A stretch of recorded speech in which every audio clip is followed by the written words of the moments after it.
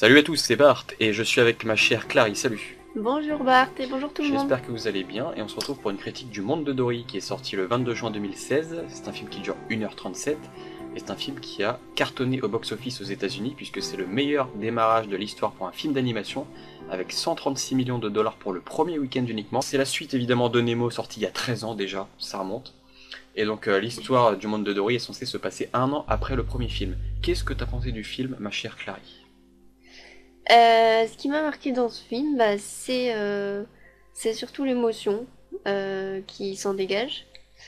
Notamment, on comprend mieux l'histoire de Dory, voilà, ses problèmes de mémoire, d'où viennent certaines capacités, enfin comment ça se fait qu'elle s'en sort quand même avec son problème de mémoire.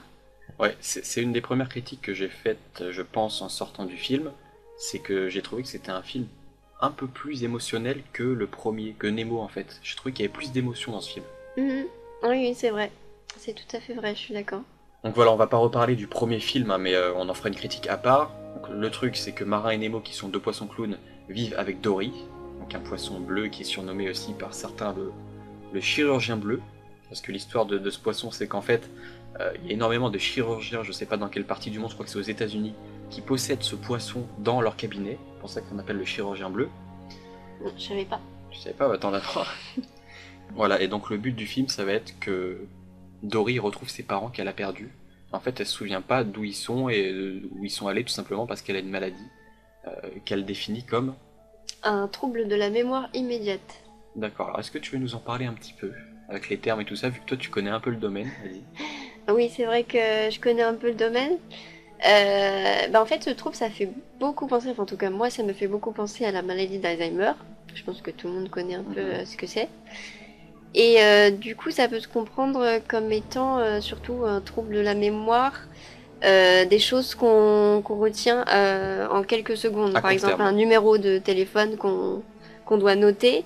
Mhm. Le temps qu'on le note, c'est la mémoire à court terme qui travaille. Voilà, d'ailleurs c'est marrant parce qu'on dit souvent oh mais tu retiens rien, t'as une mémoire de poisson rouge. Alors qu'en fait là justement c'est un poisson bleu, c'est le chirurgien bleu, et on aurait plutôt tendance à croire que la mémoire de poisson rouge s'appliquerait davantage à Marin et Nemo, qui sont en Oui. fait des poissons clowns, sauf que là non, c'est pas du tout le cas. Alors, je te laisse continuer ta petite explication. Oui, donc voilà, c'est de ça que relève son problème. Après, comme il y a d'autres sortes de mémoire, comme au contraire la mémoire à long terme, eh bien, il y a des choses dont elle se souvient quand même, comme notamment son enfance. Il y a aussi la mémoire émotionnelle qui participe à tout ce qu'elle se souvient de son enfance, là où il y a les flashbacks. C'est d'ailleurs ça qui va l'aider à retrouver ses parents, c'est sa mémoire émotionnelle, de Voilà. par l'amour qu'elle porte à Marin et Nemo, parce qu'en fait, euh, elle a des problèmes au niveau des noms, elle se rappelle pas forcément du nom de Nemo, mais elle va se rappeler qu'elle les aime. Et en Mhm. fait, c'est l'amour qu'elle leur porte qui va se rappeler, c'est ça entre autres qui va lui faire se rappeler pas mal de choses dans le film. Oui, ah oui, c'est surtout sur ça que ces flashbacks reposent. Voilà, donc moi je sais pas ce que t'en penses, mais j'ai trouvé qu'on était tout de suite immergé dans l'ambiance en fait, dans l'eau visuellement et même psychiquement. C'est Mhm. toute une sorte d'ambiance, les décors sont très jolis, c'est bien fait, il y a une bonne animation, c'est très rafraîchissant, je sais pas ce que t'en as pensé. Oui, oui, les décors sont bien faits, les personnages sont bien faits, l'environnement marin il est très, très bien fait, on s'immerge bien dedans. D'autant plus qu'il commençait vraiment à faire chaud quand on a vu le film, donc ça fait vraiment du bien. Ah oui, je me souviens plus qu'il faisait chaud, mais Oui, et donc visuellement il est mieux fait que le premier, vu qu'il y a 13 ans d'écart, mais donc la technologie a avancé, il y a eu des avancées technologiques au niveau de l'animation, au niveau du cinéma à ce niveau-là. Et la surface de l'eau est encore mieux faite que dans le premier où c'était franchement pas dégueulasse, hein, pour le premier il était joli, mais là c'est encore mieux fait. oui, je j'ai pas comparé parce que ça fait un petit bout de temps que j'ai pas vu Nemo, mais c'est très probable, hein. Ouais, donc au niveau de l'histoire, l'amnésie de Dory va justement lui poser énormément de problèmes pour retrouver ses parents. Toutes les 10 secondes en fait, c'est retour à la case départ niveau mémoire. Et justement, ce qui est intéressant, je trouve, c'est de voir comment elle trouve des compensations pour pallier à cette mémoire défaillante.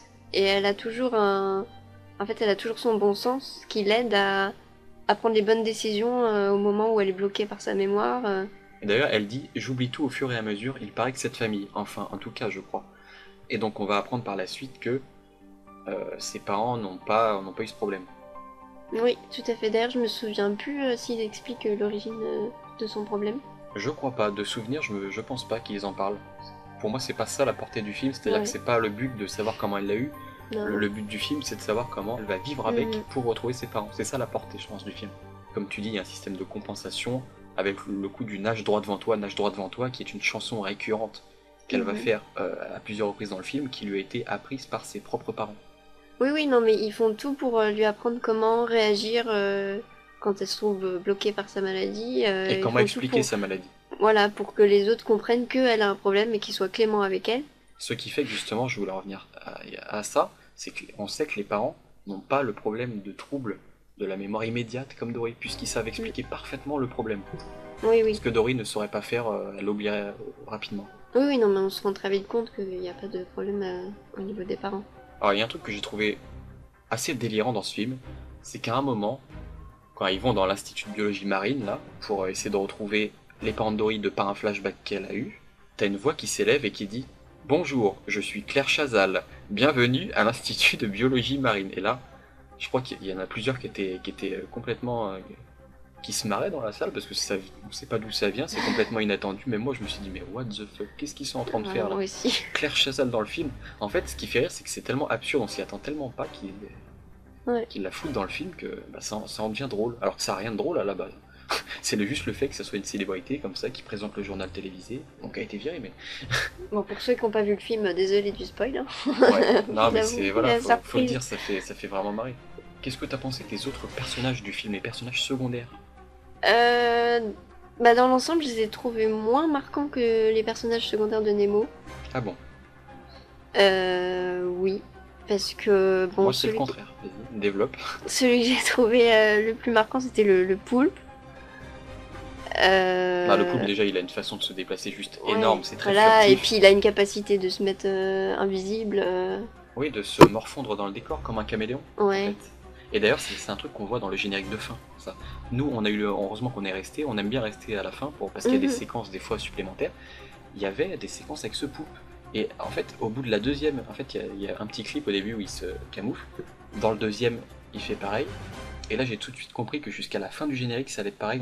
On devait trouver à chaque fois où il était caché dans le décor. Oui, oui, c'était Et je t'ai sympa tout de ça. suite dit, ah, tiens, trouve où il est là. Et justement, par la suite, c'était un petit jeu entre nous, trouver où il était dans le décor. Mhm.